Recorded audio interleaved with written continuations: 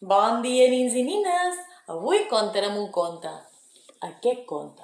Això no és una selva, de na Susana Isern i les il·lustracions fetes per na Rocío Bonilla. Espero que vos agradi.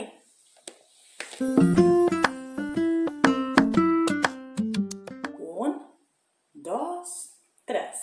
I jo vos vull contar un conte ben polit, que sigui bo d'entendre i que sigui divertit.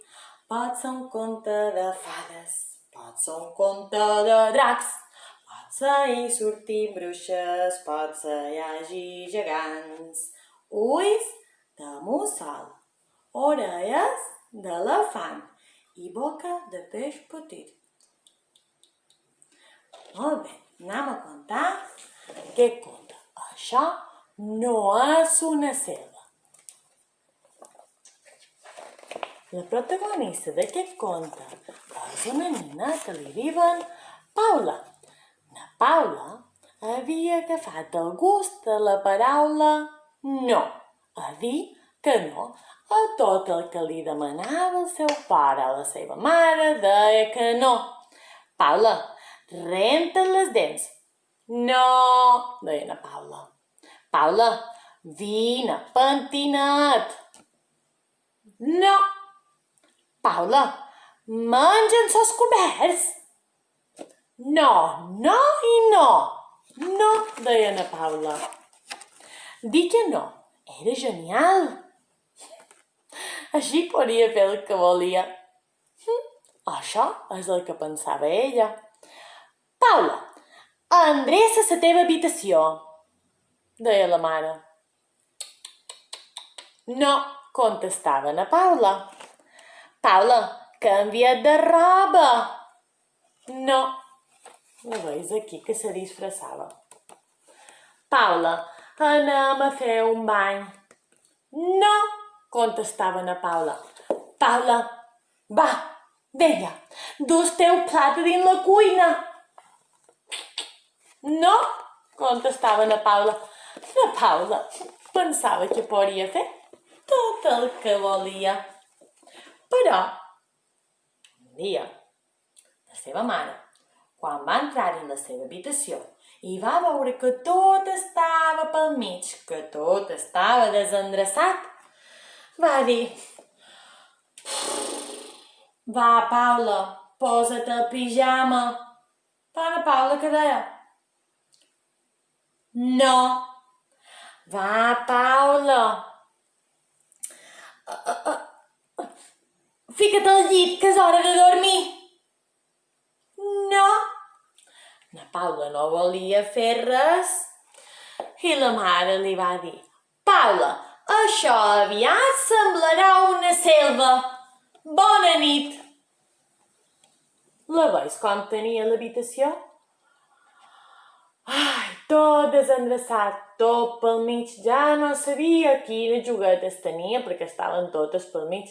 La mare va tancar la porta de l'habitació i se'n va anar a dormir. Amb això que na Paula va tancar els ullets i també va posar a dormir. Però, sense més ni manco, va sentir un vent huracanat que li rossava els cabells.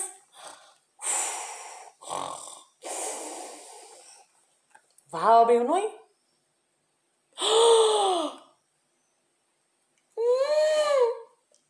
És un lleó. Va dir na Paula. Na Paula va sortir de la seva habitació sense fer gent de soroll. No fos cosa, el lleó et despertàs. Quan va ser de fora i va tancar la porta, va veure que en el passadís hi havia 2 tucans que feien un renou escandalós. Se va tapar les orelles i va dir: no, no crideu així, que em fan mal les orelles i despertareu els meus pares. Però els tucans no li varen fer cas, ni tan sols la van escoltar. Va anar a l'habitació dels seus pares perquè ja no sabia què estava passant. I allà s'hi va trobar una família d'ossos que s'emprovaven totes les coses dels seus pares. La Paula, tot d'una, va dir: «Molleu això! Això no és vostre! És dels meus pares!» Però la família d'ossos no li varen fer gens de cas, gens ni mica. La Paula estava assustada perquè no sabia què estava passant.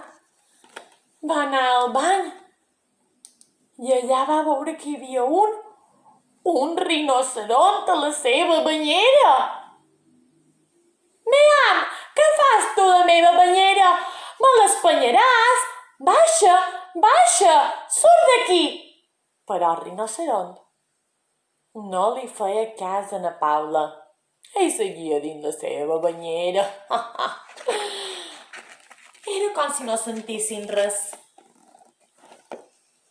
Allà també hi havia un grapat de monedes a les estanteries fent malbé els seus còmics i els seus llibres i els seus contes. I na Paula: «No, m'estàs espanyant els contes, que són meus!» Però aquelles monedes no li feien cas, seguien. Li feia soroll la panxa i va decidir anar a la cuina. «Oh, quin desastre!» va dir na Paula. Allà estava ple d'animals salvatges i de la selva.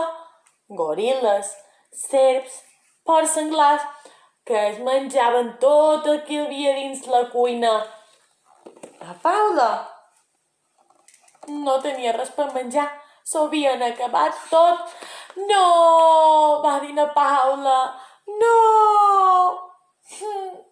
Però aquells animals no li feien cas.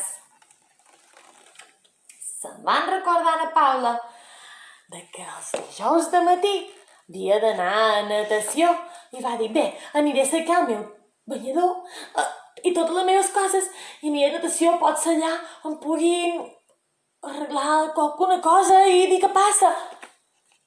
Quan va ser a la bugaderia, hi va trobar un cocodril amb el seu banyador i li va dir: «No, aquest banyador és meu!» Però el cocodril no la va escoltar ni la va sentir. Seguia amb el que estava fent.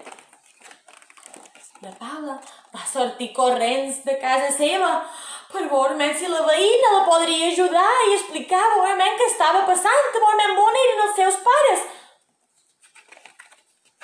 Però quan va ser fora i va tancar la porta, se'n va donar compte de que allà era una selva, que hi havia lianes per tot arreu, palmeres, animals, forts silvestres. Estava ple de coses que ella no entenia. Però, i què ha passat aquí? Això és una autèntica selva! La Paula, quan va anar al rierol, es va donar compte que en el seu reflex, a la part baixa de l'esquena, li va sortir una cova. Una cova. I va dir: «Ah, no! M'està sortint una cova! No! No! Jo no sóc un animal salvatge! Jo no sóc un animal de la selva!» I va començar a cridar: «No, no, no, no! Això no és una selva! Això no és una selva!»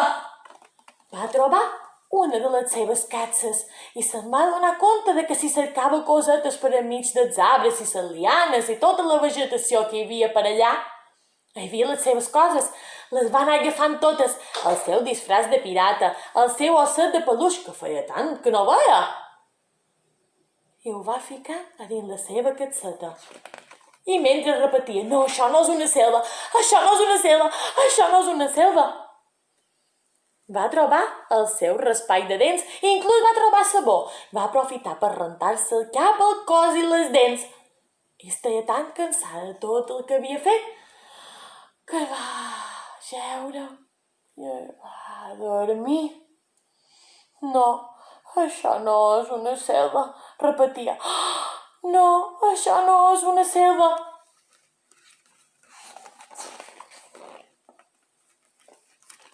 Però al matí La seva mare va anar a la seva habitació, va obrir la porta i va dir: «Bon dia, Paula, avui és un nou dia». I la Paula va obrir un ull i després va obrir l'altre. Es va donar compte que ja hi havia la seva mare.